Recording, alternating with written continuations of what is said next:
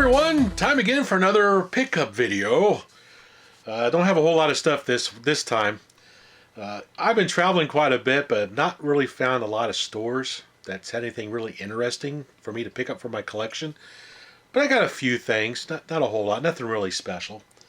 But we're going to start it off with, of course, the new Retro magazine is out right now. It's all about Batman. Everything Arkham. Awesome. But what's really cool about this magazine release is, if I can find it, there we go. Over on page number 9, we have an advertisement for one of my podcasts, the ColecoVisions podcast.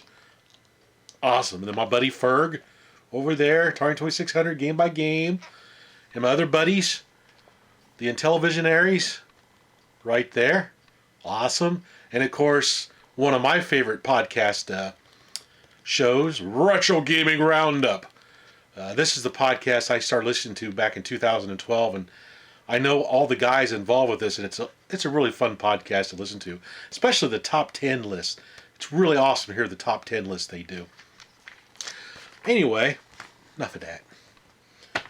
Let's move on to some pickups. For my Sega Genesis, I picked up a game called Combat Cars. It's kind of like a combination of Super Sprint and Mad Max. You race around these tracks, you have weapons like missiles and things like that you can shoot. It's kind of like an overhead view Mario Kart or something like that. You know, it's actually quite a fun game to play. It's a little hard to control. For some reason, with these kind of games, driving games, I have a hard time steering a car with a D-pad. I don't know why. I've always had that problem. I need an analog stick to play these driving games. But it's still a fun game for what it is. And it's made by Accolade. Awesome. Next thing I picked up, these next 3 things I picked up, now these aren't really retro, but I kind of like them. I love virtual pinball games. So I found a copy of Pinball Hall of Fame, the Williams collection on the Wii. Really cool. Has a lot of neat tables on here. We have, well, what we have? We have Black Knight. Wow. Firepower. Funhouse. Golgar, whatever it is. I can't read with the darn. Pinbot. Space Shuttle. Taxi, Whirlwind. Live Time, and Sorcerer. There's a nice selection of tables in here. Plays really nice. The ball physics aren't too bad. The other pinball collection I picked up is another Pinball Hall of Fame, and this one's the Gottlieb collection.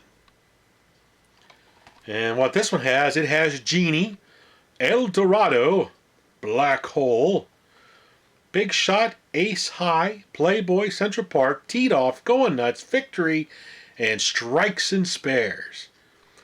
Neat little collection of games. Now, I noticed on some of the tables on this one here, the ball seemed a little kind of floaty. It's hard to describe. It didn't really act right. I can't put a finger on it, but the other one, the Williams collection, that's an awesome one. And of course, I didn't know they made this for the Wii, but I picked up GoldenEye 007, which is basically a redo of GoldenEye on the N64. Except this time we have Daniel Craig in here, the newest Bond.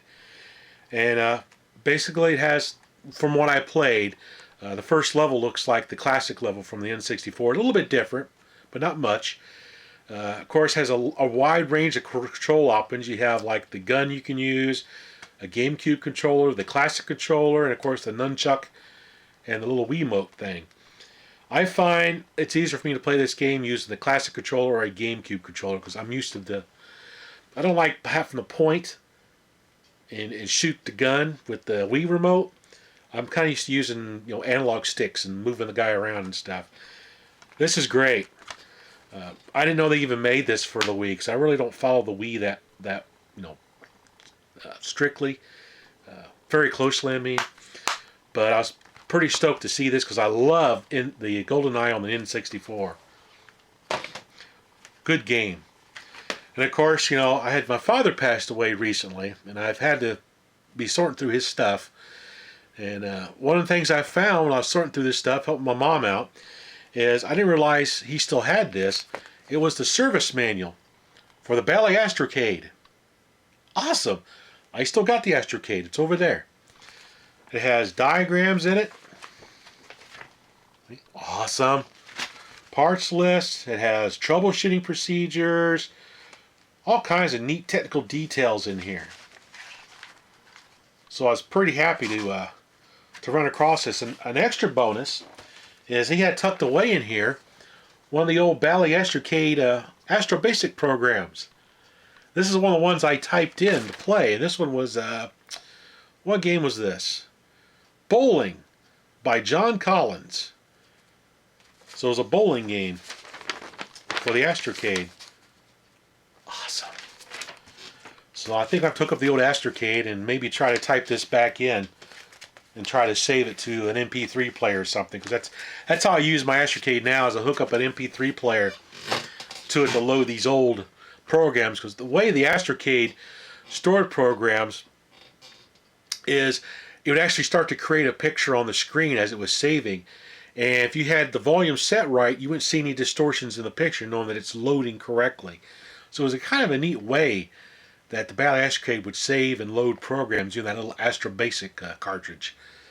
But anyway, like I said, not a whole lot of pickups this week. I've not really gone to any stores. I've just been really busy with work and dealing with the death of my father and everything, trying to take care of all that stuff. But anyway, thanks for watching.